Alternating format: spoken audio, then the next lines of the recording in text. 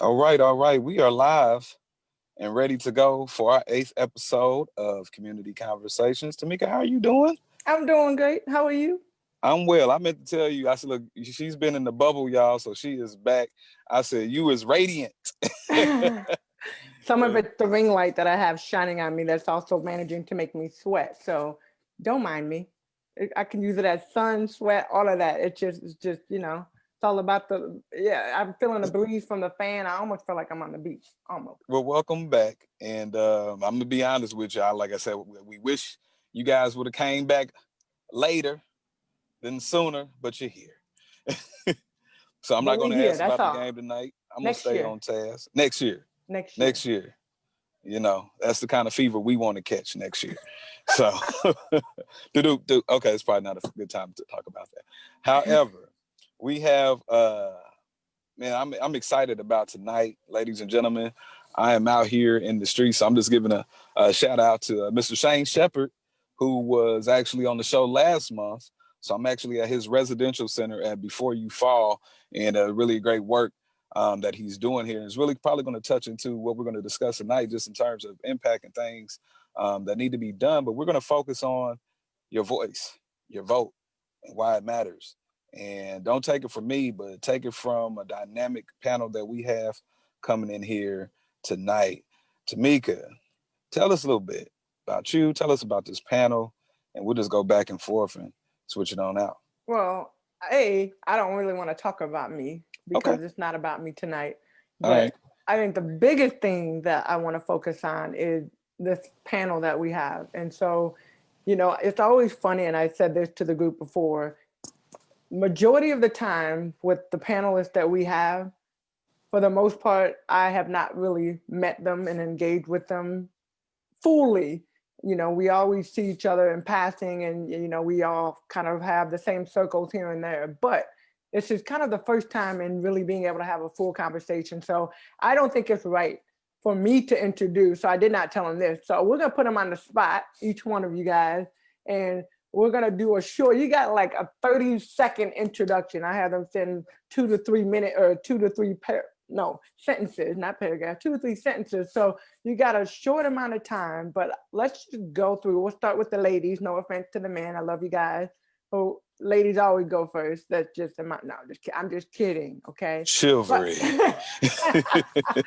But we'll start with the ladies. But if we can start with a short introduction of who you are, and then once we get through that, we'll jump in. We got we got an hour and a half to get through a lot of different things. And mind you, we are streaming live on Facebook. So if you have questions to all the people that are watching and engaged, if you have questions, type them in and we will grab them and we will feed them into our panelists. But let's start with the ladies. All right. Who wants to go first? I can. My name is Kelly Doucette. By day, I work as the office manager and executive assistant for Leadership Indianapolis. But today I am representing the 2019-2020 Leadership Fellowship class with the exchange at the Indianapolis Urban League. So thanks for having me. And thank you for being here. My name is Tresnay Atkins. In my day job, I'm a special education teacher for the 10th grade in English at Pike High School. And at night, it's my part-time job, I practice law. I practice business and intellectual property law for creative entrepreneurs, innovators, and entrepreneurs. So yeah, pretty busy. Glad to be here. Thank you, Miss Atkins. Look, I feel like a student. Yes, Miss Atkins. I guess I'll go next. My name is Michael Martin Drain. First and foremost, I want to thank Tamika and also Eric for having me today. During the daytime, I am the Assistant Regional Director for the HIRE program, which stands for Hoosier Initiative for Reentry. We help individuals with felony convictions get employment. I manage the southern half of the state there. However, night or shine, I'm an advocate, I'm a father, a concerned citizen, and a voter 100%.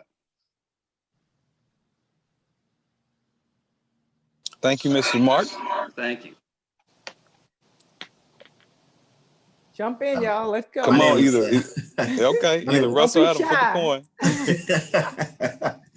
My name is Russell Hollis. I'm the Deputy Director for the Marion County Clerk's Office. In that capacity, I am the Director of Policy and Communications. On the communications front, I am the spokesperson for the Marion County Election Board. So I do TV, radio interviews, and sometimes I do host professors who may bring their students to the election board, such as Professor Adam Wren. That's right. That's a great segue, Russell. Thank you. Right. My name is Adam Wren, and I'm a contributing editor at Politico magazine and Indianapolis Monthly here in town. I also write the newsletter in Portenville about Indiana politics.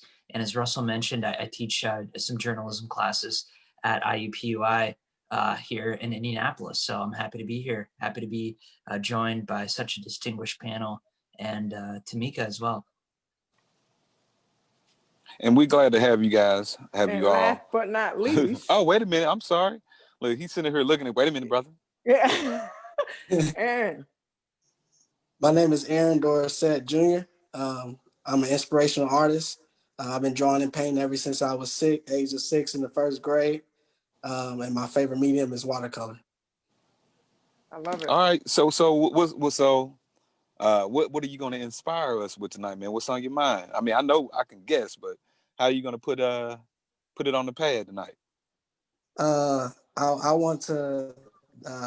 would like to do a painting for the Tease Me Cafe community, how much love they give back to the community, and when customers come into the tea shop, they smile, and Tease Me Cafe gives great customer service and things like that. So I would like to do a painting off of that.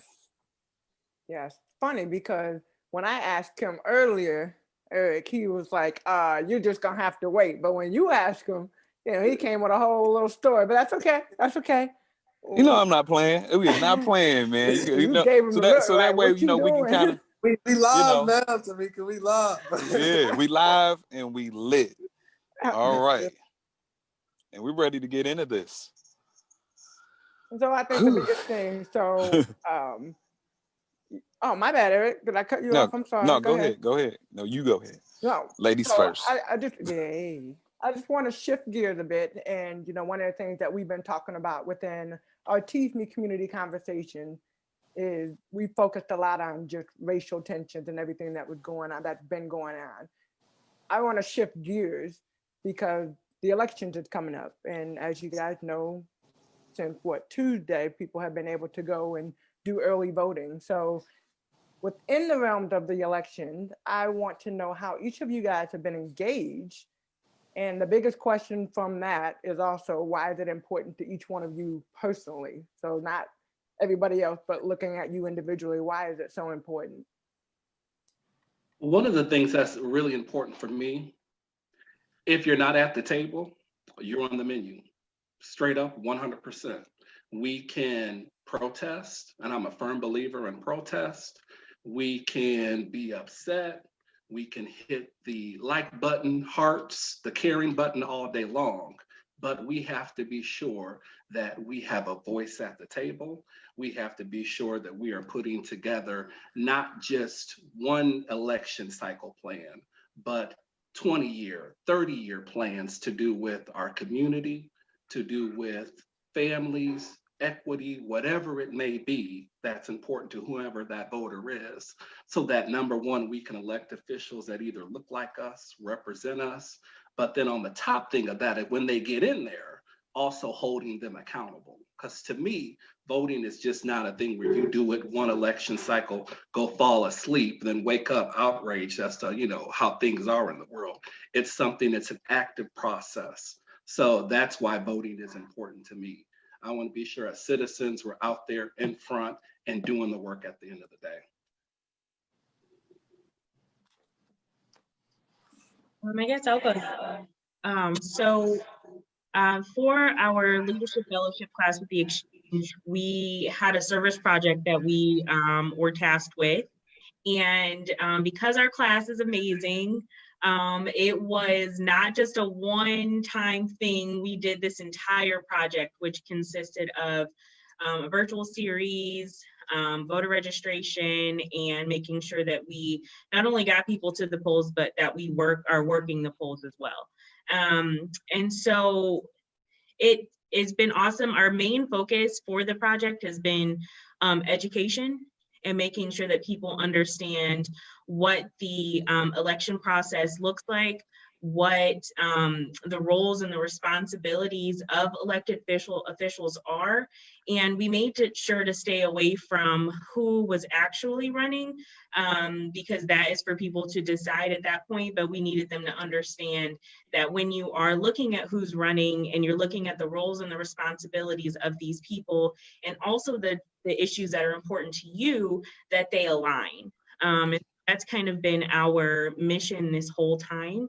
And so we've done pretty much all of those things. We have young people working the polls. We did a voter registration drive in partnership with Cafe, and we have done 2 out of our 3 virtual series, with our 3rd coming up later on this month. So, I mean, for me personally, I'm an Obama era voter. My first time voting was for President Obama in 2008. And so what I feel like we're missing is that young piece. There was this entire movement when President Obama was running on hope and on change. And so that was a really big motivator for a lot of people. And so what I've noticed is that we have lost that motivation as young people to continue that movement. And so that's kind of the reason that we did it for our service project. And then from a personal note, it's just important for our young folks to understand how important it is to vote, because that has an impact on our laws, our policies, our futures. So yeah. I've been engaged in voting this year. I sit on the leadership committee for a newly formed political action committee that's comprised of teachers. It's called the Teachers Alliance for Equitable Public Schools. We are a group of teachers who are working with teachers to make sure that our voice is heard as we are electing school board members, as we are, electing governors and all of these people who are creating education laws and education policy. I think for so long, teachers have been quiet as more laws keep being enacted that impact us in the classroom, that hinder our ability to teach. And as you've probably seen in the last, year, enough is enough.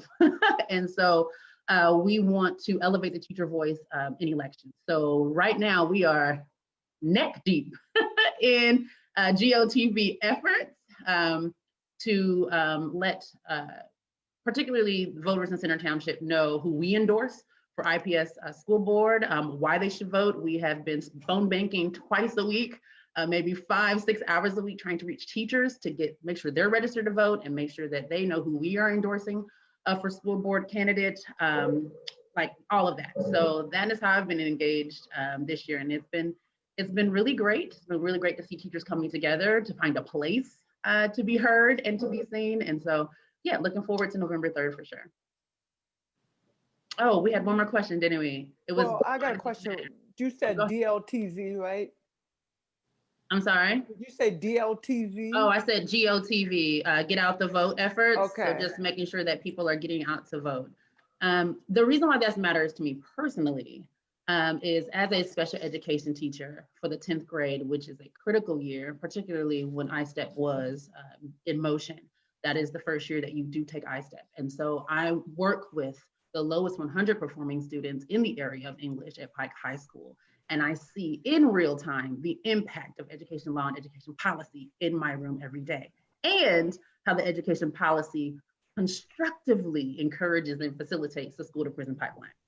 And so in my view, not only am I concerned about who is on the school board, because that can impact policy in the school, but I'm very concerned about education policy and law here to fix that school to prison pipeline. Thank you, Trezene. And Trezene, I just gotta, every time I just hear that, I cringe, because it's been in the breath of conversation for the last 20 years. and regular conversation, you know. So I'm sorry. Yes, and I see it all the time, right? Special education students are overrepresented in that pipeline.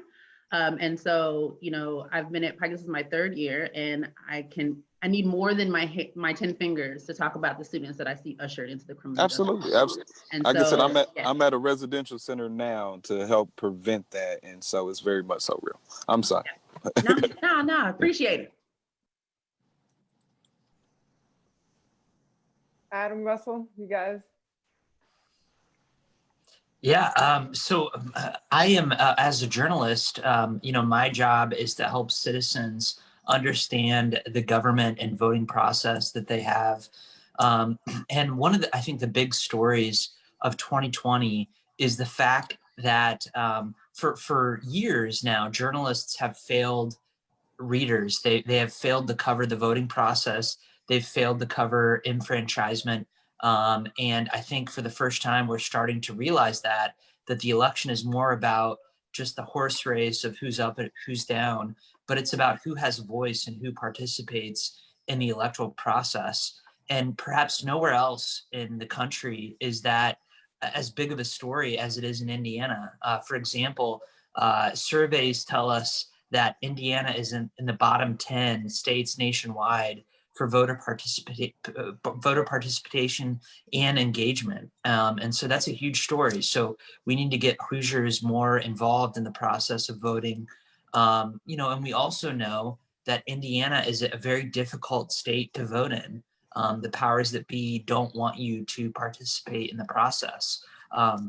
For example, in 2020, in the middle of a pandemic, Indiana is just one of 6 states nationwide where having the coronavirus or fear of contracting the coronavirus is not a valid reason to vote by mail. And so this is a really, you know, substantial problem, especially when we know that the epidemic, the pandemic, impacts communities of color disproportionately than other groups of voters. So it's important to have your voice heard now more than ever. And in Indiana, that's a difficult thing to do. So, you know, a 2018 study by Northern Illinois University found that Indiana is the 4th worst state nationwide for voting access. So it's really important for me as a journalist to help voters understand how they can make their voice heard at the ballot box. I reported for the Washington Post this week here in Hamilton County, Indiana, and Marion County about the early voting process. And the good news is, in all of that bad news, the good news is that voters here are voting early at a historic rate in Indiana. So that's a positive takeaway. And the interesting thing for me, what you just said, is the statistic that you threw out. You know, the lower 10% of voter participation, engagement, and then one of 6 states not a valid reason to be able to utilize absentee voting, 4th worst state nationwide for voting access. So I know this is one of the questions later, and I know, Russell, you have not talked yet, and Aaron as well, but I think it's really, really important to stop there for a second. Why are these numbers prevalent here in Indianapolis, like in Indiana? Why for access? Why is it so low? Why voter participation? Why is it so low? Why is it so hard for people to vote? Not just people of color, but just in general. Why is it so hard for people to vote? Yeah, Indiana has one of the strongest voter ID laws in the nation, which is intimidating for minorities and others who are afraid about having to provide their ID when they vote. And so that's a problem. And in addition, Indiana has kind of a low education level. We have some of the lowest college education levels in the nation, particularly in the Midwest. You know, we have lower college educated voters than Iowa, than Illinois, than Ohio, than Michigan. And so, you know, we know from looking at statistics that lower access to education is a problem when it comes to voter participation. In the last 4 of 5 elections, Indiana has ranked in the bottom 10 states when it comes to voter turnout. So honestly, part of the situation, and as a journalist, I try to be a nonpartisan commentator, but part of the problem is that we have sort of a Republican control and hierarchy in Indiana, and it's in their interest to make it more difficult for voters who may disagree with their policy positions to vote. And so that's a significant problem.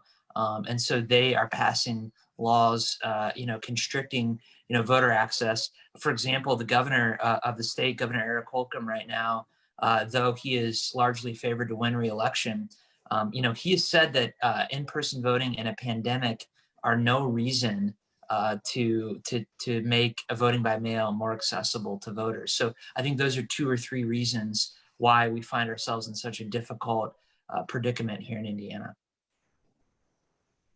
Look, I want to piggyback off of that. And Kelly, I know, you said that you are working the polls. Yes. You will be. And so this is my first year ever participating in. Mine too. Twinsies. So I went to the poll training class the other day. And so I kind of learned a lot of information. It was a whirlwind of 2 hours and sitting there. But one of the things they did talk about is the mail-in ballot and people being able to bring in mail-in ballot to the voting site on November 3rd. They have to get there before 12 p.m. So it goes until 6 or 7 p.m., but you only have until 12 p.m. if you come at 12:01. So my question would be, and this is Kelly for you, but then everybody else, as you're sitting in that class and you're thinking about the thing that Adam just talked about, how did that make you feel as far as being a poll voter or working the polls, and then even for access for other people to be able to come? It's been a difficult situation to kind of wrap your head around. Specifically, we know that a lot of people can't get to the polls, right? And so, I think that there was a judgment that came down that said that if it is postmarked, I believe, by the 3rd, that they have 10 days to count it. But in the grand scheme of elections, I have still been pushing people to get their mail-in ballot in by the original date of noon on November 3rd. And so, at this point, all we can do is use the resources that we have to either get people to the polls early or get them to get their mail-in ballot in early to make sure that their votes are counted. But in the grand scheme of things, we also know that the voter suppression is real, and so it really is it's an inequity in itself. But just making sure that we voice that to people, give them as many resources as they possibly can to get to the poll. If you can take people to the polls, I like to call them our seasoned saints, right? To make sure that they are not standing in line for hours and hours and hours. If you can assist, those are those things that we can do on the back end so that election day isn't like a chaotic situation. I know I talked to somebody earlier today at Tease Me, and they had just come in. They had their I voted stickers, and I'm like, oh, great. Like, how was the line? He was like, well, we only had to wait an hour and a half. And when you think about, we only had to wait an hour and a half to vote. And I think that part of it, some of it is, who wants to wait in line for an hour and a half to vote? And so I think that's where we're losing. So, okay, I'm enough with that. But Russell, we're going to come back to you. And the original question, really just focusing in on, what does it mean to you? Like, what is this election? How is it personally impacting, or how have you kind of thought through this process? Yes, as Deputy Director for the Marion County Clerk's Office, I help give information or provide information to the media. I speak to community groups about voting, speak to high school students as well about voting. One of the things that I do try to let the community groups and the high school students know is that over the past 10 years, there have been several elections or several races on the ballot that have been decided by just one vote, right? There's been 5 years ago in 2015, the mayor of Jasper, Indiana, that race was tied on election night, and there was a recount done, and the Republican mayor ended up winning by one vote. In the state of Virginia, the entire state legislature could have been determined by, one vote. And there was one state Senate district in Virginia where the two candidates, they were, the Democratic candidate was ahead of the Republican candidate by one vote on election night. And after that recount process was done, the two candidates were actually tied after the recount. And so they had this weird process where they drew straws to determine the winner. The Republican candidate ended up winning. And this was just a few years ago. I believe it was 2017 when that happened. But I highlight those things to know that you could be that one vote. Or, the high school students that I talk to that are eligible to vote, they can be that one vote. And we have seen substantive progress in our country from our legislative branch. And I try to highlight that to folks as well. A lot of times when we think about elections, we think about the president, the governor, the mayor, the executive branch of government. But we have two other branches, and that's the legislative branch and the judicial branch. And those folks are on the ballot as well. And in Indianapolis and even the city of Louisville, we saw this fall where both city councils or city county council here in Indianapolis, they both passed resolutions that banned local police departments from using no-knock warrants, right? But as voters, we don't realize that they have the power to do that. And so it's important to me to educate voters on how your ballot impacts your life. And Brother Hollis, I'm glad that you brought that up. And just so you guys, Brother Hollis has put us on this for years. And that's something I made sure to just, do today, even before I went to vote, just to actually look at the ballot before I got to the poll. And really and now it's this time, there's a lot of people as voters and you're seeing people for the first time. You got people holding up signs, vote for this person. And that's not how it should really, to me, that's not how it should be. It's like, how do we get to that place where we actually educate ourselves on everybody on this ballot and how they affect the bottom line for my life, for the community, and then how to, if we don't know what their role is, what they actually control, then, you also ultimately find people in the conversation of saying, well, they done did this and they need to do this. When we realize that we are the they, and I think that's what we have to realize right now, because too much of the control of our lives is out of our hands, and so it seems, but it's in our hands. So how do we approach people? How do we get people engaged? We have conversations and, I go to my sister's house, my brother-in-law watching the news 24/7, even the rerun, that I'm like, okay, at some point, it's just brain overload. For me, it's brain overload. And so, it really does become like, all right, we're having these conversations, but how have each of you taken it upon yourself? I know you have your own conversations and you might have a bigger platform, but when you start getting into the weeds of so many people that have not voted, so many people that do have that mentality of why vote if my vote doesn't matter, how do you engage people to be able to understand the other side? One of the things that has been very important to me has been able to talk to individuals within my family, talk to individuals within my workplace, in my community, my neighbors about the process. Do you understand the process? Now, I'm a child of the 80s, and the great prophetess Tina Turner used to say, we don't need another hero. The hero is ourselves. It's our community. It's us. We get so caught up with this political personality and this political personality that we begin the process of losing that we are the ones that are hiring. We are the ones that can fire. We are the ones that can put individuals on suspension.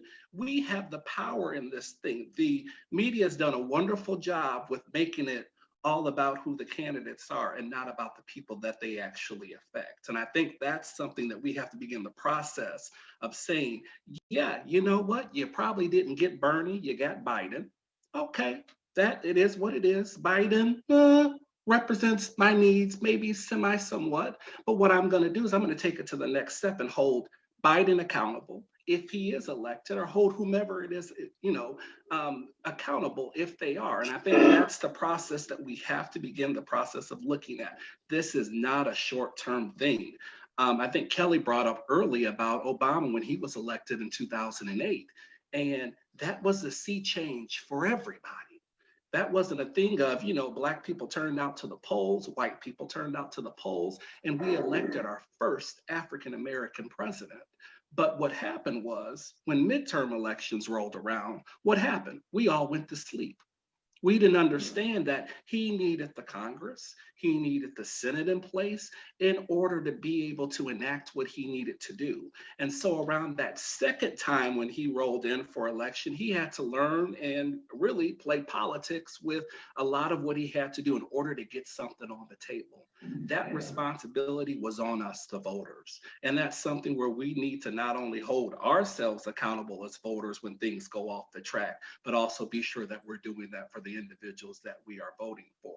So to me, bring it meat and potatoes, get it where the goats can eat it. This is what it is. This is real life. You want renters reform in Indianapolis? You gotta vote.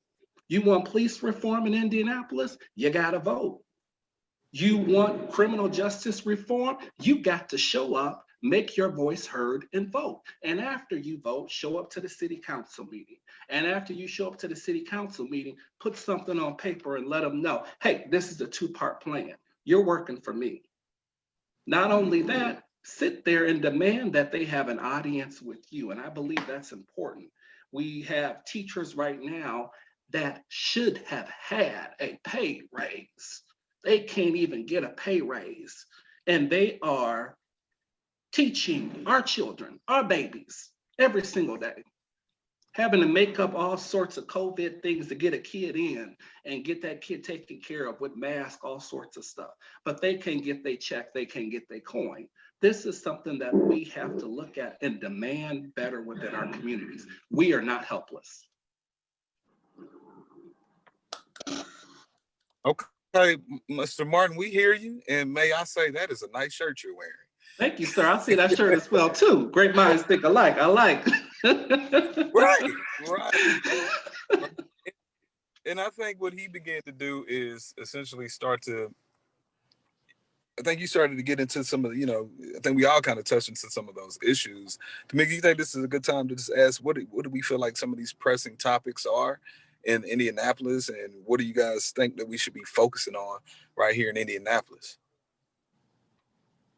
Well, I don't even think it's just Indy.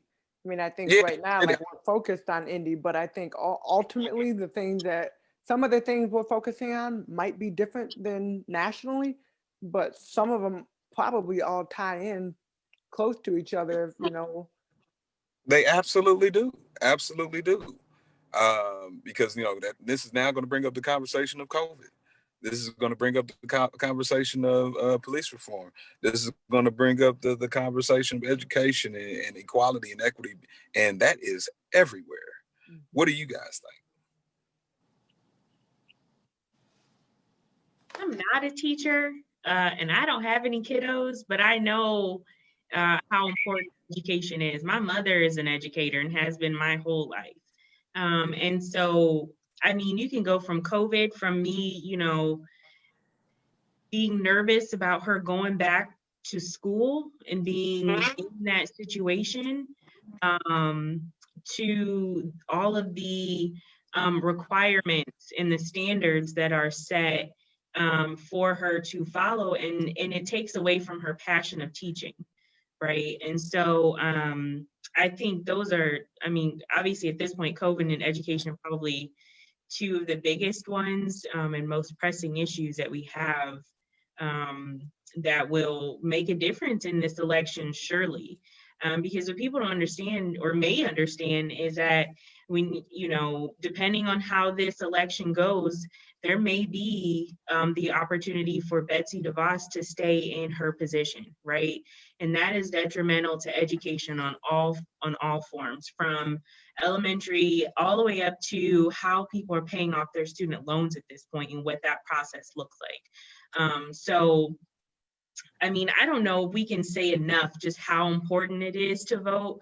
But those are the things that I think people kind of leave in the wind when you think about, like Michael said, it's more than just a presidential election. You are voting for cabinet positions as well, which also have an effect on how you run your lives.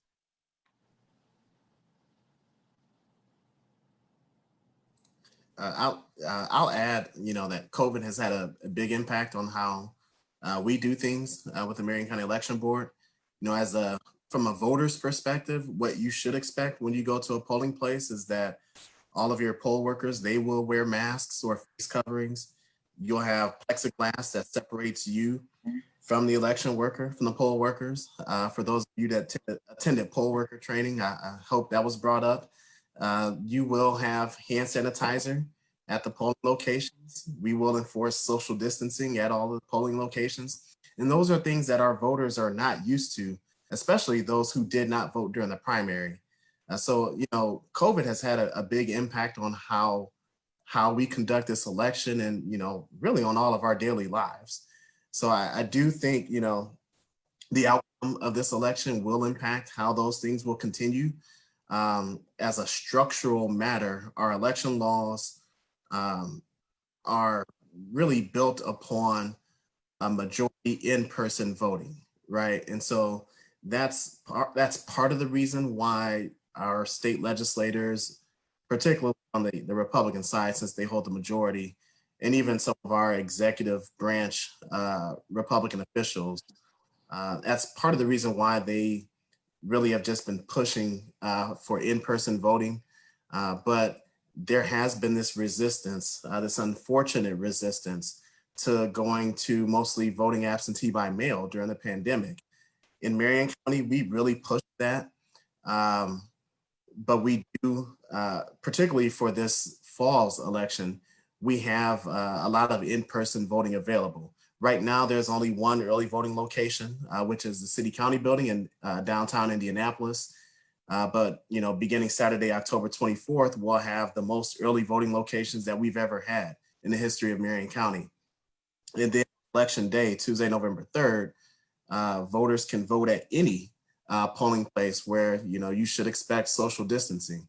And I will highlight that this is the first election where we have two new polling places, and that's Lucas Oil Stadium and Bankers Life Fieldhouse. So our voters, they can comfortably vote at those two locations while social distancing, even if there is a long line.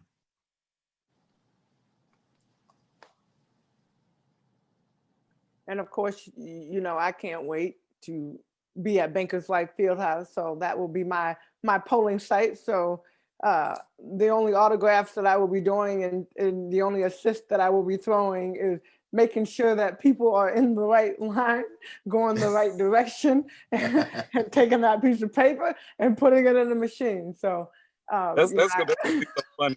You got to make sure you got your glasses that you got to look down. To me, can I got an autograph? No, baby, you came here to vote. Going on over there. I got my vote mask. Everybody, make sure you're in there. Right. So, I do think that that's really important. And, one of the things that I was impressed about, Russell, you hit on just all the good points of what we have in the voting site, but over 4,000 people have registered to be poll workers. And this is the biggest amount that we've ever had in Indianapolis, which means that, people are coming out, people understand that this is, it's kind of, a big deal, right? Why do you think that this year is become such a cry for people to get engaged, get involved? I mean, why do you guys think that this year in particular, we've kind of gone through the most polling sites, the most for early voting, the most this, the most that, here in Indianapolis, but also like everywhere you hear, I know all summer long or really the last half of the season, while we've been fighting for social justice with the WNBA, we've really also been fighting for people. We need people to go and vote. So why do you guys feel like it's been such a big push this year? I'll try to briefly comment on that. I think it's been a big push this year because this is one of those years where things that are happening due to the political structure, whether it's, what's happening in the White House or even on a local level with our state legislatures, those things are actually impacting everybody, and it's impacting people noticeably. And so this is one of those elections where it's obvious, where you can make changes at the ballot box. And so I think folks are really active and engaged to not only make those changes by voting, but they realize that due to the pandemic that, you know, if we don't have a lot of people that sign up to work the polls, we can't have all these polling locations. And so people are energized to really make our democracy work, because a lot of folks feel that it's not working. Yeah, I'd like to piggyback on that. I feel like with all of things that have happened in the last 6 to 9 months, there's no room for indifference or apathy. That something has happened that has touched something that you care about. I cannot think of anything that hasn't been touched in the last 6 to 9 months, whether it's healthcare, whether it's education, whether it's criminal justice, police. There has been so much that has happened, that there is something that you care about that has been touched in this time. And it's fired people up to say, I've got to do something. I just feel like in this time, there is no room to be indifferent about anything. And I feel people are fired about at least about one thing that is pushing them to say, I've got to go cast my ballot, if for nothing else, this one thing.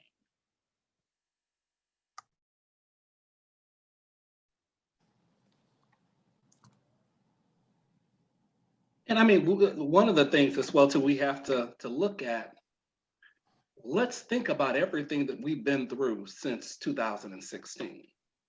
We have elected officials who have complete apathy for their people. We have individuals who have killed our brothers and sisters out there on the street, and we can't even get an arrest. We can't even get in a conviction. We have times where we've had to sit here at home with COVID, with a disease that, to be honest with you, we've never seen this. We have to wear masks where we go. We have to think about things. We've had to think about our mortality, worry about our family and friends, see people getting snuffed out left and right, saying goodbye to people on Facebook and on Snapchat or whatever it is. This is something brand new. I shouldn't say brand new, I should say it's all coming to a head around this election here. So I think it's a wake-up call. I think it's something where, in order for us to continue on to some type of normal, I don't know what normal is, but to something, we have to stand up and do what we have to do. And right now, the saddest thing is our only recourse is voting.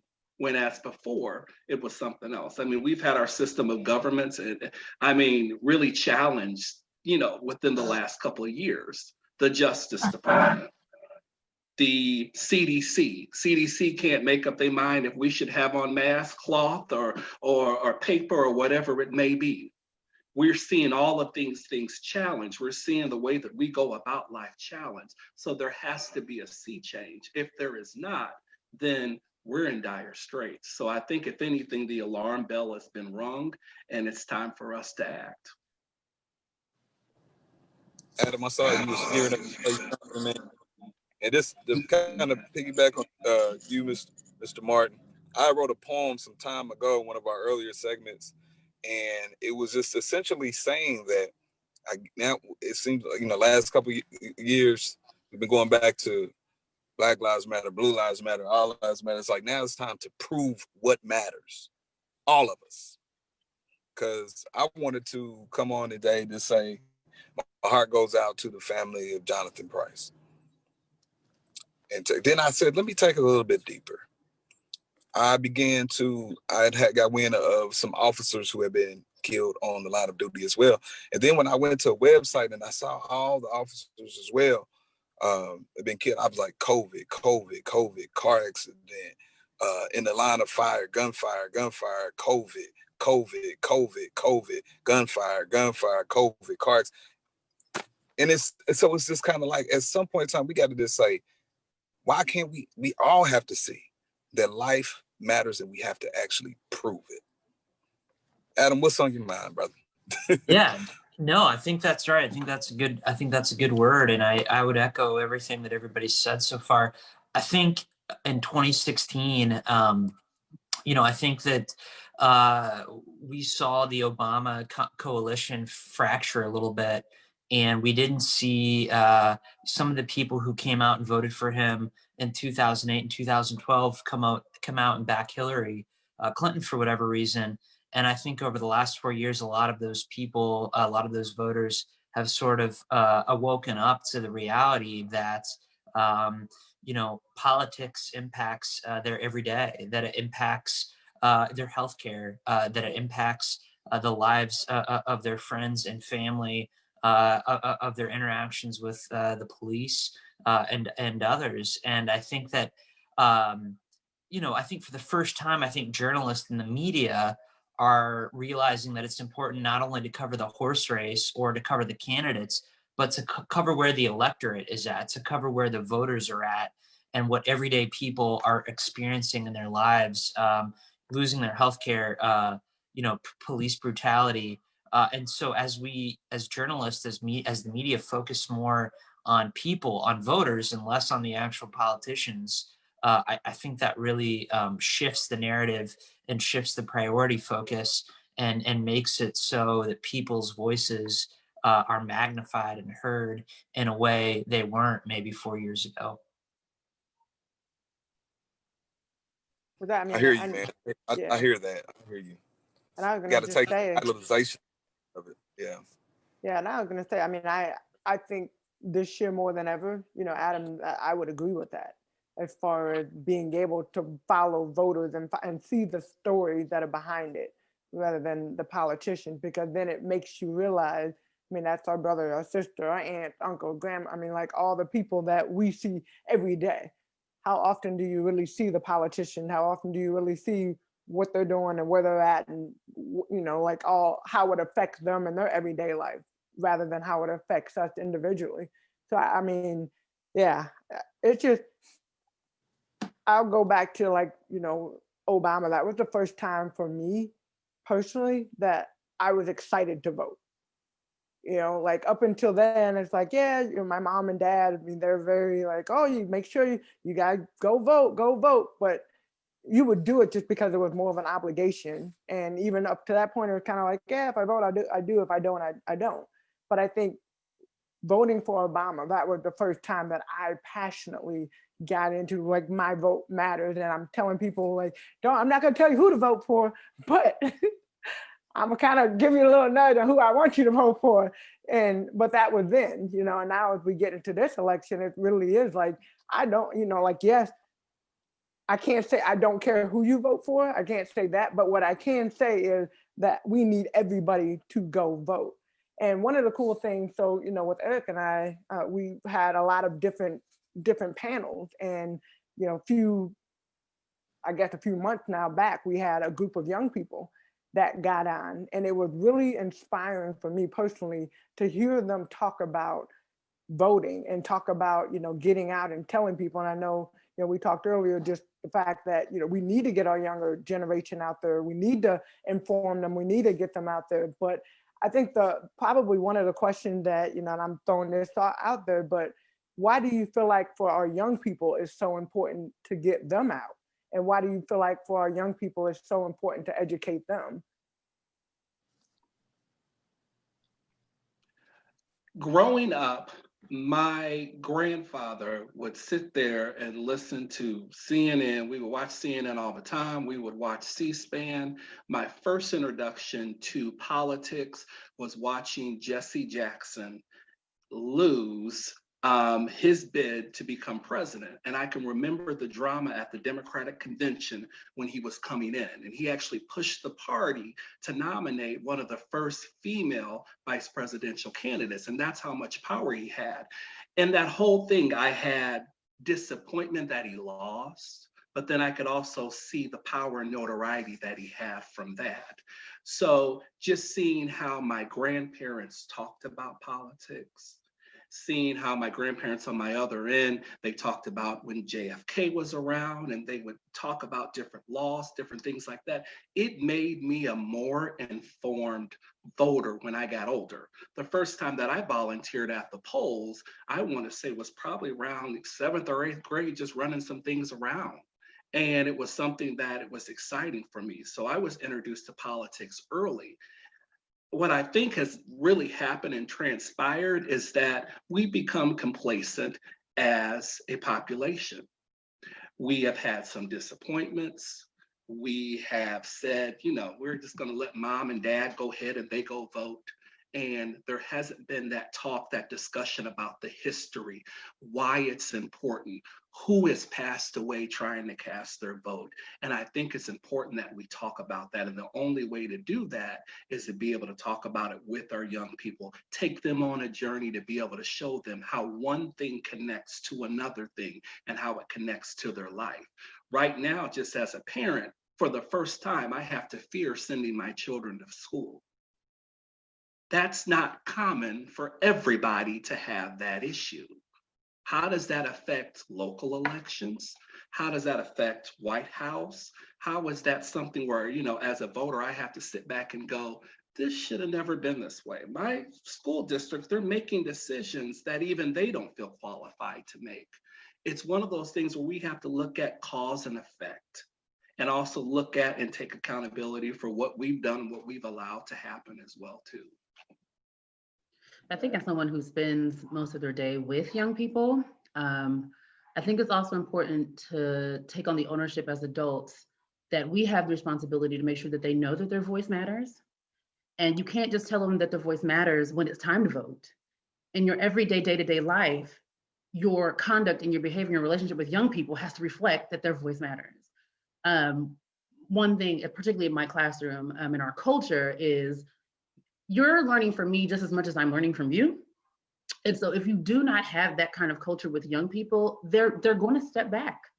If they don't know that they are intelligent as well, they may not have been here as long, and they may not have as much wisdom or experience that comes with time, but that doesn't have anything to do with intellectual capacity and your ability to think through things and have critical thought.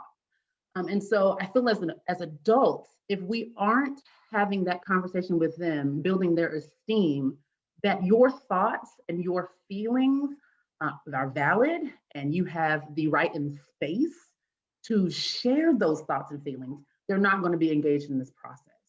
And so I feel as adults, we have to give them that room and space to voice their thoughts, to share their thoughts, and to engage in that conversation. I apologize if you hear my dog barking. Separation anxiety is real. Okay. It's real. Hey, we're Zoom times. So what happens in the background? Wait a minute. I don't know where I'm going with that. I've been on Zoom calls where I swear I see kids, and I don't, like Kelly, I don't have kids, but I see like a child here, and then the next moment the kid is over here, and then at one point the kid was like here, and I lost focus. I was like, what am I talking about? But we know what we're talking about here. Mm-hmm. And I felt like, you know, where you was going with that, Tresanate, just again with the youth food, you know, Adam, I said, I know you write, and like I said, you know, and what are some ways in which you're seeing youth voices through journalism and, you know, the impact they can have in that form? You're on mute, Adam. Yeah, I teach a lot of up and coming college journalists, and I think one of the things that I try to encourage them to do is to actually, you know, go to an Indianapolis city county council meeting. I think it's really easy in a presidential year like 2020 to get caught up with the race between Joe Biden and Donald Trump, but really to make lasting change, they need to get involved at the local level, and so, you know, going and covering, you know, the mayor's race or the city council race, you know, those are really important experiences to expose young writers to. And on the flip side, you know, as voters, you know, understanding what's at stake in the local school board elections, you know, those are really important issues too, that in some ways can have more of an impact on your life on the everyday level than the presidential race can, as important as that race is too. So, I think in Indianapolis right now, there's really an interesting movement of young people who are getting involved in politics, and it's a really exciting time to witness that as a journalist. And my hope is that it passes and transcends this current election that we're going to have here in just 25 days. And I hope that, young people in Indianapolis, activists, voters, community leaders, all stay involved even after November 3rd. That's when the real change happens, is after November 3rd. So it's one thing to vote, that's important, but we need people who are willing to be committed to ongoing social change, even after it's exciting to do so. We need people who are engaged and excited when it feels more boring to do so, when the stakes feel lower, because that's when sustained change happens over a period of time. And I'm glad you said it just like that, man, because it seems like what you're speaking to, and this is a conversation that hasn't come up a lot, is innovation and creativity. And that's a little quick. I'll go into more detail where I'm going with that. But I wanted to just holler at Aaron for a second, and see how we're coming along, man. And I can see the creativity going on. Can you kind of show us a little glimpse of where we at right there, Aaron? Yeah. The creative juices is flowing and things like that. I'm just adding up the finishing touches. But we got the grass, and then we got a bean stalk coming out of the grass, showing growth. And then we got the tease me. And then the smoke coming out the teacup, making the heart. I love it. Stuff. I love it. Clowns. So I think my mind goes in all different ways. The growth part of just what we've been able to do in the community. And, I think for each of us individually, even being here, is yes, all about education and growing. And of course, I love my tease me. So that's amazing. The heart, the love, every single thing that we do, it's all about love. I think even having conversations like this, it's really all about love. And we do these things because we love our community, we love our people, we love being able to make change, being able to have an impact. And so really being able to use the growth and to love. And ultimately, I love what Adam just said too about the city county and going to a meeting, because I'll be honest, I've never been to one. And I've never had the chance to sit in, and not because I haven't had opportunity, just because you don't know what you don't know.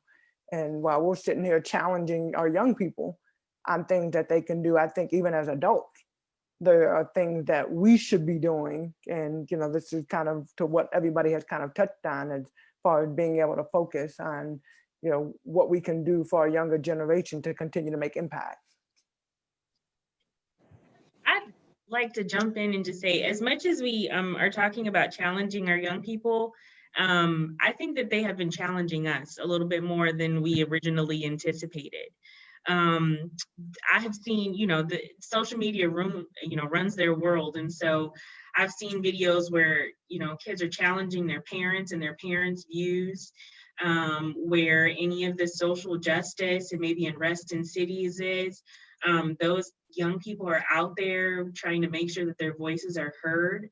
And so as much as we think that maybe we challenge them, I think that we kind of have to step back and see what they're doing and maybe take a note from them to see how we can even do better and make sure that we are speaking up and challenging folks that maybe have differing views, or anything that makes it so that, things can get better. But our young folks, I give Gen Z a shout out all the time because they are really with it, right? And so I have hope in that generation that they will be the next ones to make some legitimate and some serious changes, not only in politics, right, but in the world in general. But they, they're nothing to play with. And so I think this election for a lot of them is their first time to vote. And so I'm actually really curious to see how they turn out this time. I'm hoping we have a 2008, era election turnout where they want to make sure that they are also heard and that they understand this is one way to do that. Kelly, and I'm glad that you went there with that, because I think, so, like you said, I think we we talk about what do we need to focus on in terms of we create change. Truth be told, as much as it seems like we evolved, skipped up technologically, I feel like we missed some steps in humanity. And, like I said, in terms of, for us, it seems like the Michael, look, I'm gonna go to Mr. Martin route and use some old school songs, but it seems like we forgot to take a look in the mirror. And I was actually born in the 80s, and that's just something that we seem like we really, I won't say care not to do. A true whole look in the mirror, because are we truly thinking about what we're not thinking about. And I say that because I'm looking at my kids on computers, and I said to myself, I was on the computer that age when it was like a huge box, and the only thing you could play was Oregon Trail, and then you caught a disease, and I don't even know what the disease was, but after that I gave up. And right. And I'm saying to myself, but for this whole duration of time, it's just like how much, like you said, after November 3rd, that's when the real work happens, because these children, this generation, and during this time, they, pretty much went online for that learning. And they're really, truly immersed in that form of education. And they're able to survive in that technological aspect. But can you start a fire in terms of, can you go fishing? Can you go? So it's just like, how do we get to that? Like, I feel like we're at that place where we have to blend all the pros and cons, or especially the pros, of what each generation has to offer. I kid you not, man. I can't tell you how many times I said that I miss my elders. I miss the elders because they weren't on Facebook. They were at the fishing pond. And I really need that for the peace. We're in meditation, but that was meditation for them. And so I just feel like we're at that place because, again, we're talking about change, but it's a complete change. And this whole conversation can really much shift from the political scene, from the voter scene, to how whole are we as we present ourselves to this new growth and this I feel like this new birth for America, to really truly examine ourselves and make that change. And what about the challenge, like kind of to Kelly's point too, going back to that a little bit, the challenge from the young people, like what for each one of us, what have you felt like the young people have challenged you on? Growing up, one of the things that I know that I've been challenged on, definitely here, when it comes down to education and what we have been conditioned to think about our history, to think about different eras. And I know just growing up, we would always learn about the civil rights movement and the peaceful protest. And I think sometimes we got it twisted somewhere. We got it twisted where it wasn't as peaceful as we have been taught to believe. Not only did they do sit-ins, they did protest, they organized. There was an organizing component there. There was a systematic plan and also demand. And I think just growing up as a voter, we were led to believe it was peaceful and everybody kumbaya, and they just snapped in their mind to go, yeah, that's the right thing that we should do. We're gonna go ahead and do what MLK did. But we don't understand the different mechanics that happen behind the scene, and how not only when our forefathers were done and foremothers were done, that we should have went on and continued that work. That work stops somewhere. There is a thing, it's the Heritage Foundation. They are a GOP think tank, and they have been doing their work now for years. Amy Coney Barrett being nominated to the Supreme Court isn't by accident. They didn't just come across her Tinder profile and went, looks like a good match for us. They sat back and went, hey, she's been on the list now for eons. This isn't something that they just woke up. This is careful organizing throughout the years. And guess what? We got to catch up. That's the only way that we're going to do that. We should have been had our think tanks. The Heritage Foundation says this is what we're going to do, GOP. And guess what the GOP says? Of course, why not? Sounds like a great idea. We have to be sure that we're there as well, too. The Heritage Foundation and also the Koch brothers, they have printed out laws that they have distributed to state to state to say, we want to affect private prison industries. Here's the bill, just fill in the blanks. And that's what they did. And guess what? They passed laws without us even recognizing that these things are going to affect us in our community. We have to get up to the game. We got to get up to speed, and we have to begin the process of thinking not just short term, but long term, holding our people accountable, holding ourselves accountable, getting organized in order to be able to combat these things. Criminal justice reform, yes, there's been some strides in it, but it's time that we do better. And I don't want what Mr. Martin said is cliche, because he's in that form of service. Okay. And as you said, Trezane, early, seeing that prison pipeline is just like, you're seeing it from this end. He's seeing it at the end of the pipeline. You know what I'm saying? So we've been able to establish that connection here tonight, to where some people are saying, because this is, this is a new topic of discussion. But when he talks about this, like, re-entry, and just kind of like, man, how we don't value life, and we put it into law to not value life, when there's just so many components of what can actually,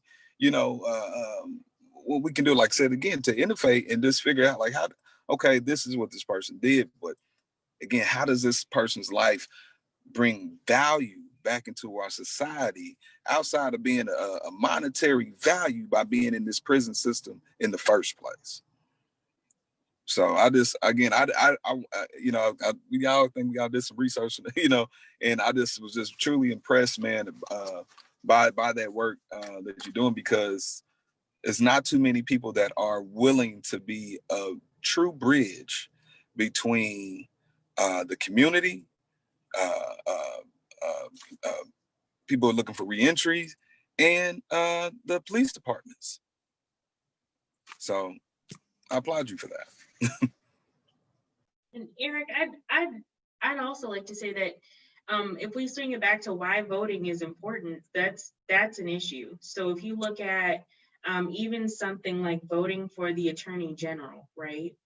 That's how you find those people that are willing to do those things, the ones that are willing to look at the school to prison pipeline and adjust what that looks like, and to make the laws and to enforce the laws that that make that, so that it won't be a thing, particularly for our Black and Brown communities, right? So if we're going to talk about why voting is important, then that's one of those huge reasons, because the people that create the policies, the people that enforce the policies, the people that enact the policies, those are people that we vote for.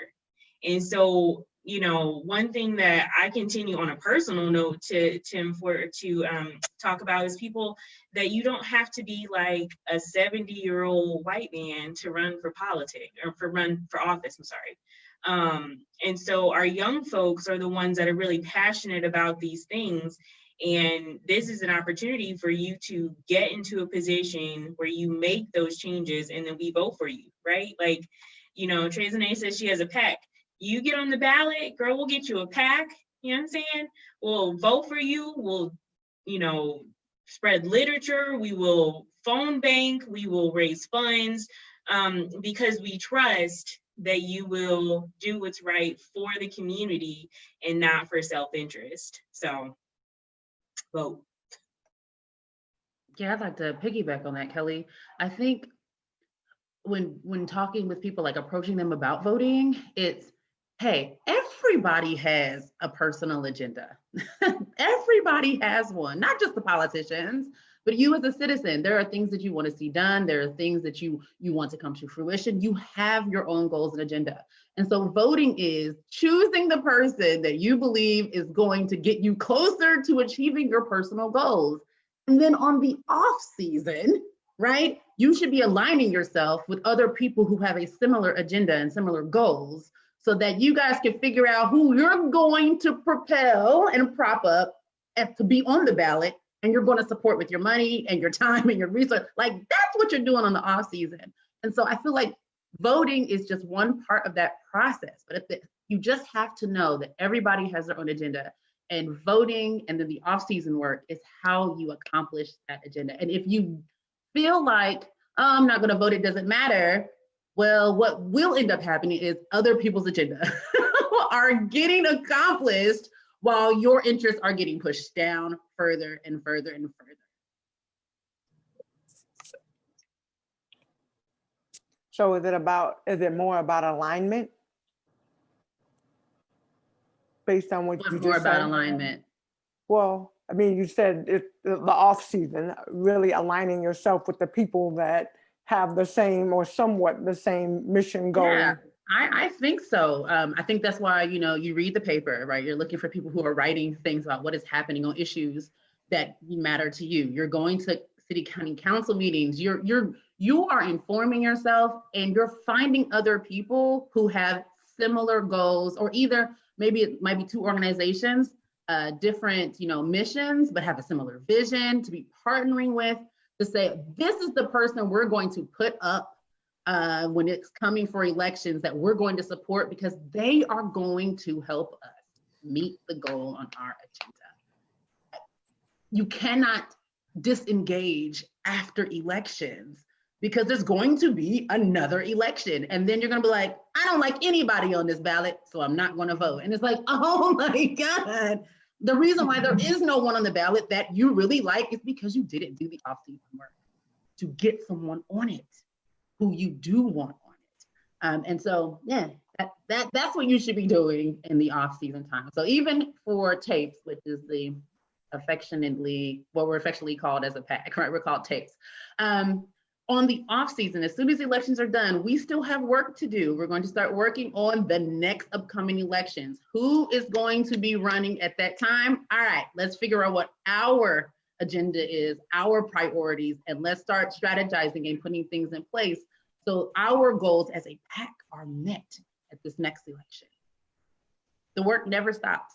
And I feel that if people understood that, they would find something in their community to align themselves with. You can't just put your hands up and then hope for the best. There is something that you care about.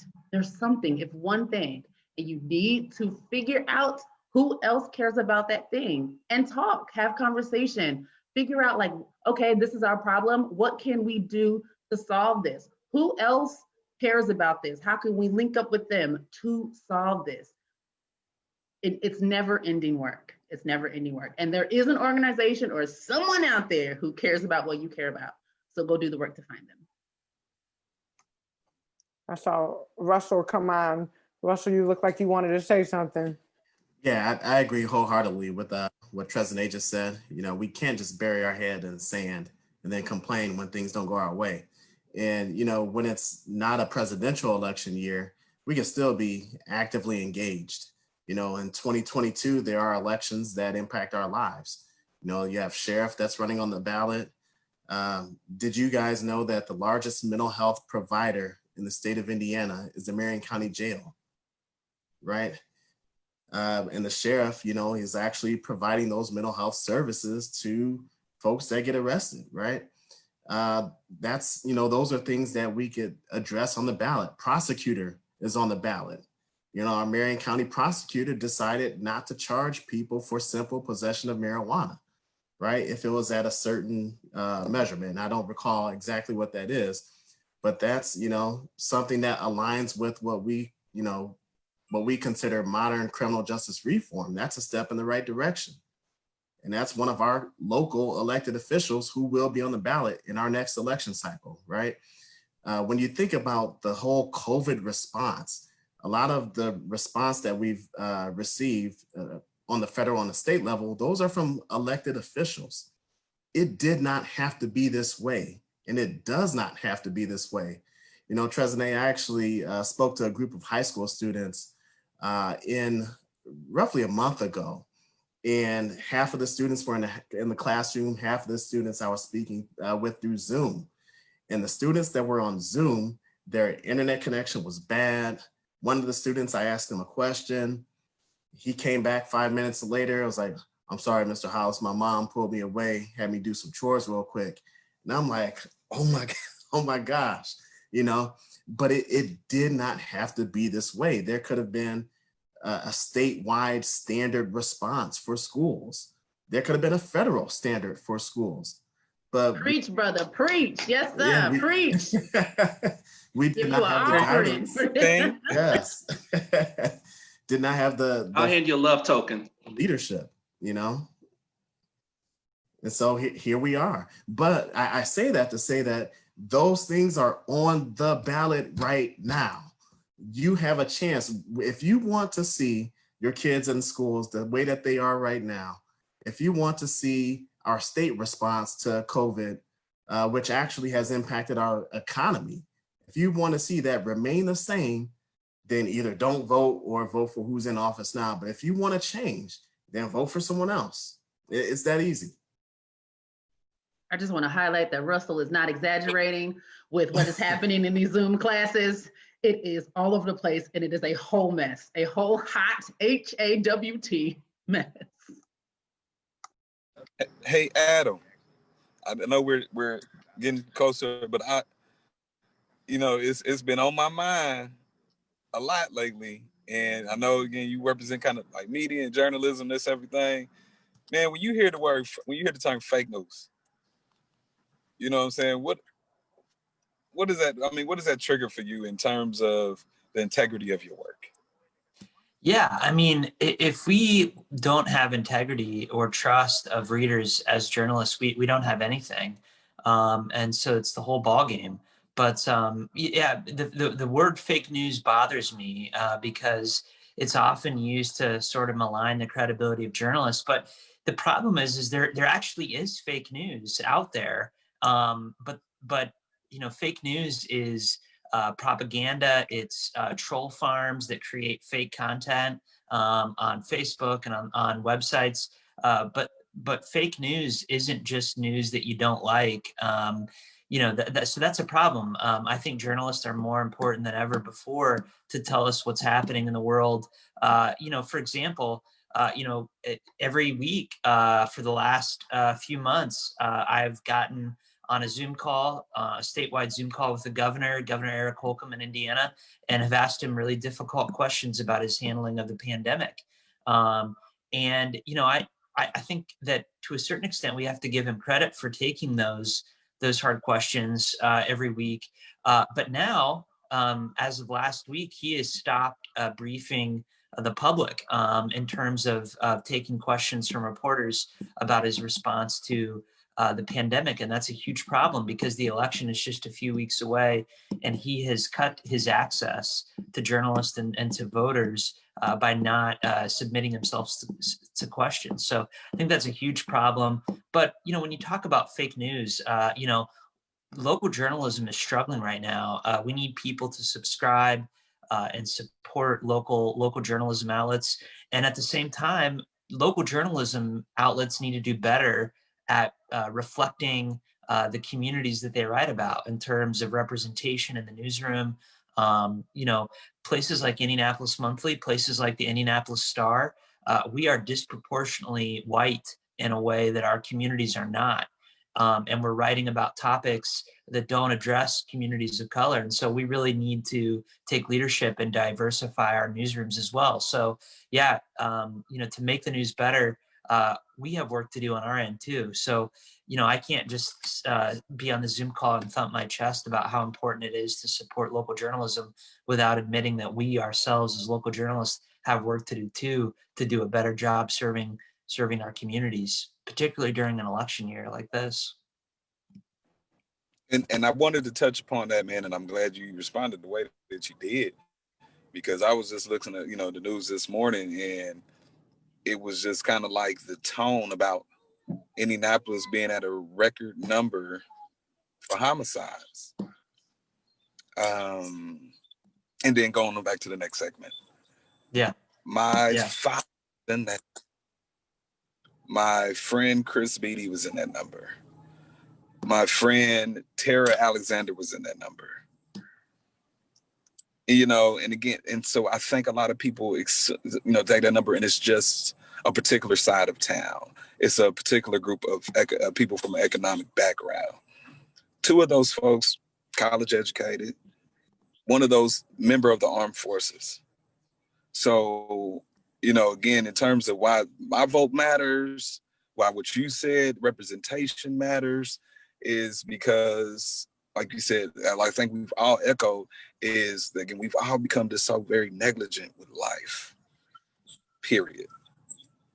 We've sat back and it's like we watch hatred, and Aaron just really kind of put it in our chat. Hatred is rampant and cowardism is rampant. And we echo it all the time, and integrity, or the lack of, is rampant. You know, we've talked about a lot of issues at the leaves tonight, but essentially what will bring us back to where essentially what that tree represents. Big tree, great leaves, beautiful leaves, but what's at the root of this conversation is ultimately where we're, you know, to the point where I think where we leave tonight and we truly focus upon and be honest about it. And so yeah.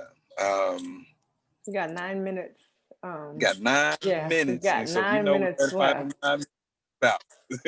So the final 9 minutes, tell us how you feel. But Tamika, go ahead and let them know. No, I mean, that's what I was gonna say. Like, we have 9 minutes, and I think we need to end the conversation really just going boom, boom, boom, boom, boom to everybody. And I'm interested, like, just last remark from the conversation, like Eric said, like, how do you feel? What do you think is something that we need to all focus on as we move out of this conversation and continue to get ready to vote? We'll start with Chardonnay. Repeat that question one more time because I didn't catch it. So as we end, we have 8 minutes left. So I want to do just a quick kind of run through. Everybody just have an opportunity, how you feel right now, and just even as we move on from this conversation, what is one thing that you are going to be more intentional about? One thing that I'm confident about and more intentional about is young people's involvement in the political process. I'm very hopeful of that, not just because of what I'm seeing, in my students, but what I do see on social. I'm a parent of a Generation Zer. She's 19. This will be the first time she gets to vote in a presidential election. She's a Ball State student. She's a sophomore. Last year, she was a part of the efforts to actually get that professor suspended when that professor called police on a Black student for no reason, and it had this huge thing. And she was an integral part of rallying students together and putting out information to, get people, out to protest and say something, and pushing to get meetings so that they could actually have some type of consequence for this professor. And Mama was proud. Do you hear me? I was so proud, seeing it on social media. I'm like tagging it. I'm like, yes, that's my girl. And it wasn't just her. It was a number of students who were involved. And so for me, moving forward, being more intentional, making sure that I'm engaging young people, not because I'm here and they're here, but to let them know that I do support them and what they are doing. I'm very hopeful for them. Thanks, Chardonnay. Kelly? I'm going to give a shout out to my Urban League Young Professionals. They have a saying across the nation that is, your seat ain't safe. So when you think about your vote being your voice, understand that you can also vote people out. If they are not being held accountable, if they are not acting in a way that is in the best interest of the constituents in their districts, or in whatever area that they represent, then you can vote them out. So that is a super important piece. As I remember, you know, for the, like Trey's gonna say, in the interim, in the meat of the after the election, that if these folks aren't doing the things that are speaking to the voice of the people that they serve, then it's time to get them out of office. So. Thank you, Kelly. Michael. I had the opportunity to meet John Lewis in 2012, and the message that he provided to me that I have taken with me for the rest of my life is never give your seat up. And we have individuals right now that are not giving their seat up. We have Janine Lee Lake in Muncie, who is fighting against Greg Pence's brother over there in Muncie, and she's trying to get elected to Congress. We have to be sure that we're seeing these people engaging in the fight, learning about these candidates. We have Belinda Drake over here on Indianapolis East Side. She's also running as well too. We have to be sure we're looking at these candidates, reading about them, participate, helping them out. It's not, one of the things I'm going to carry from this conversation, it's not good enough for us to complain about the process, but we have to be sure that we're invested in the long term and longevity with this thing called voting, holding our people accountable. I can't say it enough, and also being present in the struggle and not giving that up. We were handed something, this beautiful democracy. I love this country. We need to be sure that we take care of it and we grow and we prosper and we move forward. Love it. Thank you, Michael. Thank you. Russell. You know, I think we have to have more people involved in the process. One of the ways that you can be involved in the process is by voting, and I highlighted some of the reasons why you should vote. But another way you can be involved in the process is by serving on jury duty.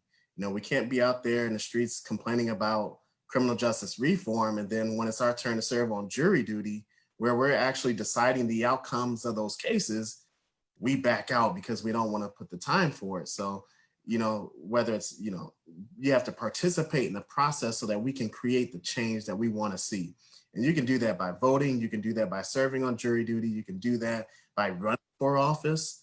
In particular, you can run for county clerk, right? If you want greater access to the polls, run for county clerk. You know, I'm thankful to be a part of an administration that's made voting easier for folks. You know, this is our first presidential election where you are not limited to one polling place. You can vote at any of the polling places that are open, but run for office, run for school board.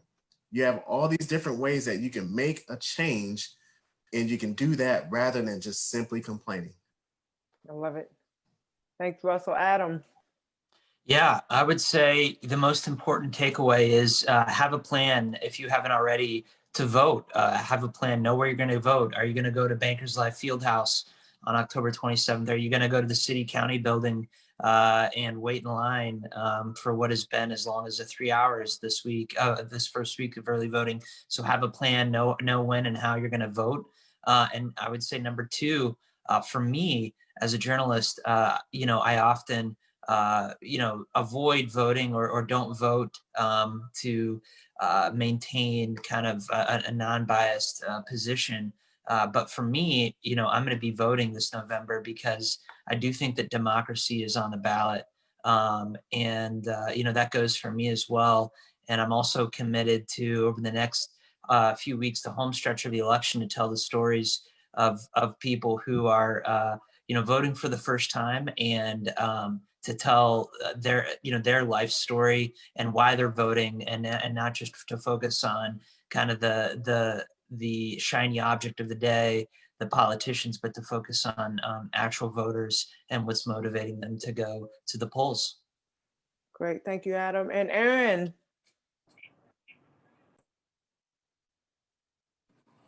Voting. Voting is important. You either going to vote or you're not going to vote. But the objective is we want everyone to vote, because when you do so, you had say so. How can someone talk about change in the office if they did not vote? Thank you, Aaron.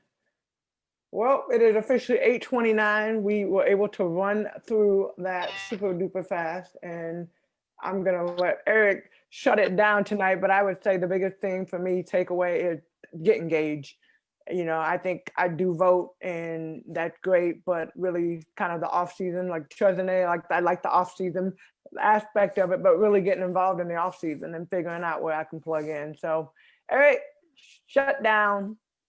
I wish I had me one of those old harmonicas just to kind of play the it's kind of how America feels right now. But I will end with a little, when the change gonna come, tell me, when the change gonna come. And that's that piece. That's that piece. Thank you guys for coming out tonight, man. We appreciate you. Tamika, that's a wrap. That's a wrap. Thank you guys. Episode 8, your voice matters. Everybody go and vote. Go and vote.